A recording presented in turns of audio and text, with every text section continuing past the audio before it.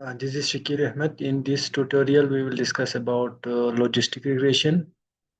In last lecture, we discussed logistic regression as assessing the association between exposure and outcome, as for the causal related studies where the interest lies on cause and effect relationship between the exposure and outcomes after adjusting for different covariates or other factors.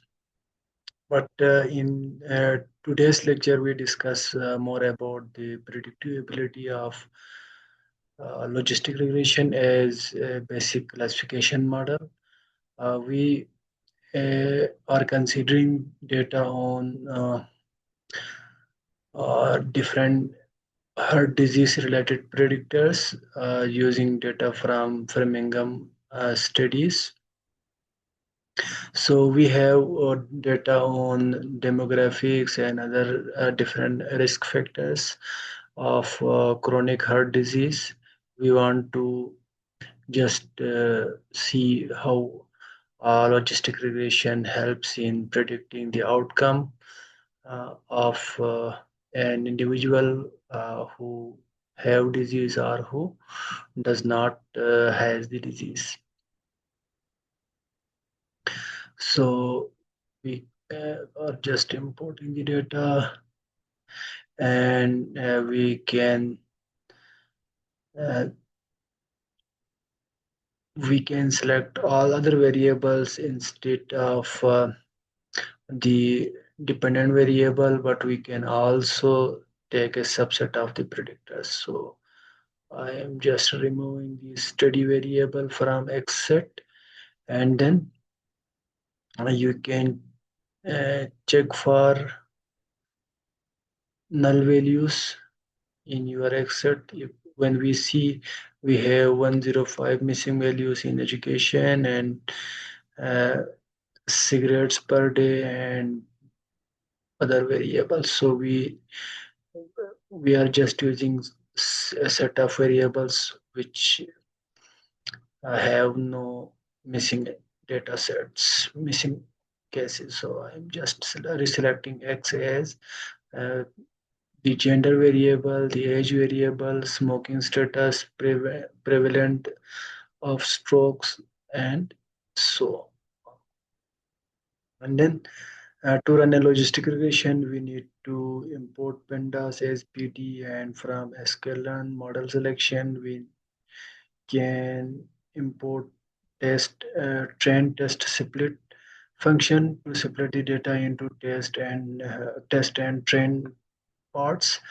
And then from sklearn linear models, we include logistic regression, and then for as a uh, performance measure metrics, we use confusion metrics, accuracy score, and precision score, and recall scores, and then F1 score. These are all the performance measures used to see the how we are accurately predicting the test and uh, test set outcomes using the trend set. So we are just splitting the data into 0.2% with test and 80% with training. And then we run a logistic regression. Sorry, we need to run first this, and then run this. So we are a logistic regression model we are running, and the maximum iteration is 1000. Basically, it's while using the while estimating the parameters, it uses an iterative process. So it sets the iteration is set at 1000. You can increase the maximum iteration to uh, get more convergent result. And then model fit with X train and Y train. First, we set the logistic regression method, and then we give the input to the model fit using the X train part and y train part. And now the regression, logistic regression is run. Now we can predict y values, model dot predict. Basically, we have named the object as model object as model. So model dot predict and then x test. This is a matrix, a data frame consisting x columns for test set. Basically, we are taking the subset of test set and including the column of variables uh, in, included in predictor sets. And then confusion matrix, you can find the confusion matrix, that is basically the a matrix consisting row wise we can select the actual values and column wise we set the predicted values. So I will show this in detail more about, and you can find the accuracy and precision and recall. So you have accuracy score, precision score, and then y test, y predict, y test, y predict. Basically these are two inputs. Basically we are just comparing the y test to y predict in all these performance measure criteria. And then we are predicting the confusion matrix, just print the title, and then this is the number of accuracy and precision and recall and F1 score. So we can run this and we can see, and this is a confusion matrix consisting the true positive and false positive. Uh, these are true negatives. These are true negatives and these are true positives, and these are false negative and false positives. So you can just we will discuss these later, and this is the accuracy and this is precision, and accuracy is good for this model but with low precision, and the recall is also 0.064 and F1 score is uh, also low. But we can compare different models in terms of these performance. Whereas a model, a classification model having a good value, higher value of these matrices is considered as a good classifier. So now we can write the confusion matrix as in detail. You can give the names. This is actual negatives, and basically we are keeping actual negatives and actual positives in rows, and in columns we keep predicted negatives and predicted positives. Just you can see here. You can run this, and this is the number of true positive means predicted true negatives. Uh, these are predicted positives, and these are so you need to keep an uh, good consideration while naming your positives and negatives. Here positive means having chronic heart disease and negative means having no chronic heart disease. I have explained this in later. You can just see here.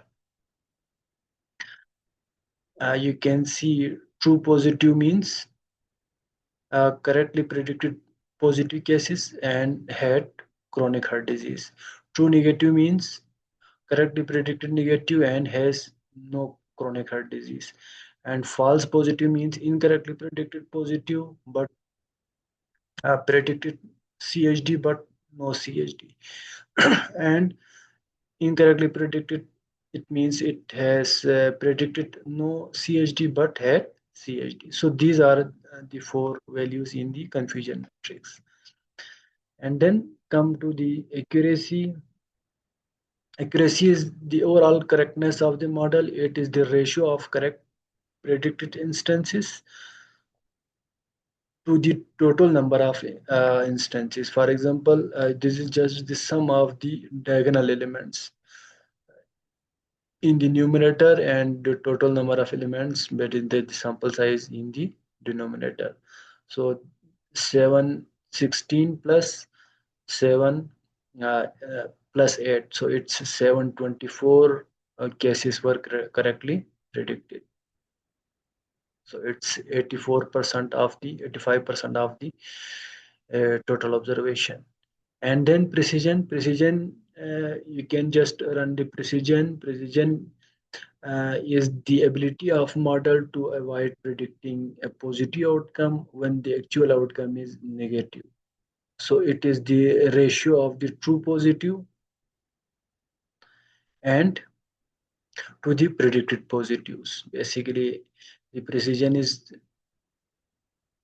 just about the positive cases. Among predicted positive, how many was has actual positive? That is called the precision. And what is recall? Uh, Recall is basically the ability to model to find all the positive instances out of positive. Basically, you are just checking true positive uh, to the total actual positives. Basically, how many positive cases were detected out of total positive cases.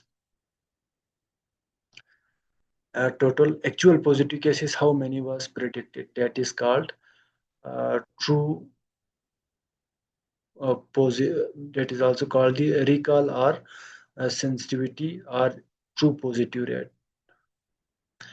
And then the last thing is the F1 score. F1 score is the harmonic mean of precision and recall. It provides a single score that balances both concerns. Basically, precision uses the predicted values and the how many was correctly predicted, and harmonic and the recall uses the true positives and how many true positives were correctly predicted. So we can just make a balance of these two using the harmonic mean of precision and recall in our analysis, that is called F1 score. So F1 score is 0.1143. So instead of comparing based on precision and recall both, we can just see which model has higher F1 score. The model with higher F1 score is considered as the best model. And we can make a visual display, just uh, display the chronic heart disease status as a bar plot. This has we have already done, but we can visualize the confusion matrix in terms of a heat map, and the higher value of Excel is can be shown with a darker color, and the smaller value with a lower color. So you can see the highest number of observation is in the true negative, and the lowest number of observation is in uh, true positive, and we have a low number of positive cases, and then the predicted positive cases. You can see here the on X we have uh, predicted number of CHD, no CHD, and predicted CHD, and on y-axis we have actual. These are actual out of total number of observation. We have 716 plus 8 with no CHD, and 116 and 8 with CHD. So among these we have only predicted 8 as good, but these are all predicted as non-CHD, you can see. So these are all uh, false negatives. Basically, these are all false positive, and this is positive or true positive, and this is true negative. But mostly in tables you can see true positive here and false true negative here. But in this table it's a reverse, which basically we are interested in CHD, and it has a value of 0 and it has a value of 1. So it's just giving in that order 0 1. 0 means no CHD and 1 means CHD. So You can also see the area under the curve. Area under the curve is basically the we can get a plot consisting the you can see the false positive rate and the true positive rate. We can just make a plot for every values of the uh, every different combination of the uh, AUC value. So you can see the area under the curve is 0.72. So a higher value of area under the curve is considered as a good. And if it's roughly predicted, then the value should be around 4 to 50%. So you can see how we can make this y probability. You can compute the predicted probabilities of y for test set, and then you can compute for all these predicted probabilities. You can find false positive rate, true positive rate, and the threshold. So these are the thresholds. Basically, you have false positive on x-axis and true positive on the y-axis. And then you can make an ROC using AUC function, false positive and true positive. And then you can make a plot plt dot figure. You can set the figure size as well, and figure you are using different colors to we are making a plot between these two using the color dark orange, and uh, this is the line width and this is the label, and you can write the ROC, and then uh, you can write as 0 to 1 means a straight line that is in navy blue, and the style is this. And you can write the x, set the x limits and y limit, and you can give the x labels and y labels and a title, and then a legend. So this is the area under the curve, and you always need to have a higher area under the curve for a better predictive model. And then the last thing is the precision recall curve with uh, uh, the same library. We need to import the precision recall curve from the sklearn matrix, and we can also find the average precision score, and then we can also again use the y probability and then precision and recall, and then uh, precision and recall, we have a function precision recall curve, and then y test and y probability. Y probability is basically the predicted probabilities for the test set, and this is the predicted values of y, and then average precision score, and y test and y uh, probability. You can also compute this, and then you can put a figure use between recall and precision recall on x-axis, and precision on y-axis. This is a plot type of step. It just will show a step type line plot. You can see here we have x-axis recall and precision, and you can fill the plot fill between recall and precision step post, and alpha is equal to zero point 0.2, and color is B, and we can give x label, y label, you can give x limit and y limit, and then plot title, and then you can write the interpretation. The average precision is 0.32.